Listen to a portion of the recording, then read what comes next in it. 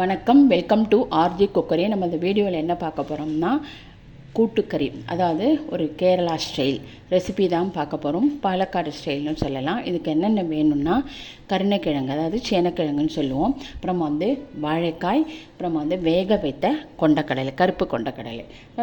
நம்ம சேனையும் வாழைக்காயும் நல்லா வேக வச்சு எடுத்து வச்சுருக்கோம்.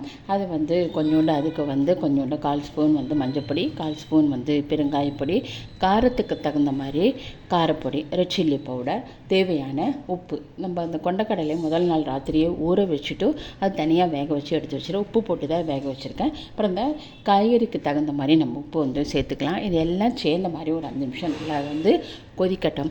அப்புறமா நம்ம இதுக்கு என்ன வேணும்னா, சாதாரணமாக நம்ம அந்த கேரளா ஸ்டைல் நம்ம ரெசிபி பண்ணும்போது தேங்காய் எண்ணெய் தான் நம்ம யூஸ் பண்ணுவோம்.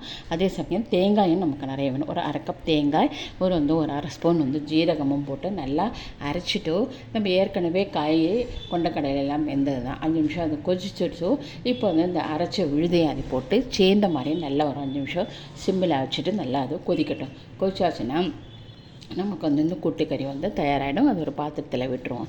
அதுக்கப்புறமா ஒரு கடாயில் 2 ஸ்பூன் தேங்காய் எண்ணெய், 1/2 ஸ்பூன் கடுகு, 1/4 ஸ்பூன் உளுத்தம்பருப்பு, ஒரே ஒரு வரமிளகாய், கொஞ்சம் கறிவேப்பிலை நல்லா பொரித்து கொட்டிட்டு அது நல்லா கடுகெல்லாம் பொரிஞ்ச அப்புறமா ஒரு 1/4 கப்பு தேங்காய், துருவின தேங்காய் போட்டுருவோம். அது ஸ்பெஷல். இதோட டேஸ்ட்டு கொடுக்குறது இந்த தேங்காயை வறுத்து போடுறதுல தான் இருக்குது. அது தேங்காயும் 1/4 கப்பு தேங்காயும் போட்டு ஜஸ்ட் ஒரு கலர் சேஞ்ச் ஆகும், ஒரு கோல்டன் கலர் வந்த அப்புறமா அது நம்ம காயில் நம்ம வேக வச்சு நம்ம கூட்டுக்கறியை தயார் பண்ணி வச்சுருக்கோம் இல்லையா, அதில் நம்ம இதை போட்டு மிக்ஸ் பண்ணிட்டோம்னா ரொம்ப டேஸ்ட்டாக ரொம்ப நல்லாயிருக்கும். இதுவரை நீங்கள் ட்ரை பண்ணலைன்னா இது ட்ரை பண்ணுங்க. நம்ம இந்த ஓணம் சத்யாவில் தான் நம்ம இது செய்யணும்னு இல்லை. நம்ம நார்மலாகவே நம்ம என்றைக்குமே இந்த ஒரு லஞ்ச் ப்ரிப்பேர் பண்ணும்போது இந்த கூட்டுக்கறியை நம்ம தயார் பண்ணிக்கலாம். இது ரொம்ப டேஸ்ட்டாக நல்லா இருக்கும். இதுவரை ட்ரை பண்ணலைன்னா ப்ளீஸ் ட்ரை பண்ணுங்க. இது வரைக்கும் என்னோடய சேனலை சப்ஸ்கிரைப் பண்ணலைன்னா ப்ளீஸ் சப்ஸ்கிரைப் மை சேனல். நம்ம அடுத்த வீடியோவில் பார்க்கலாம். தேங்க்யூ.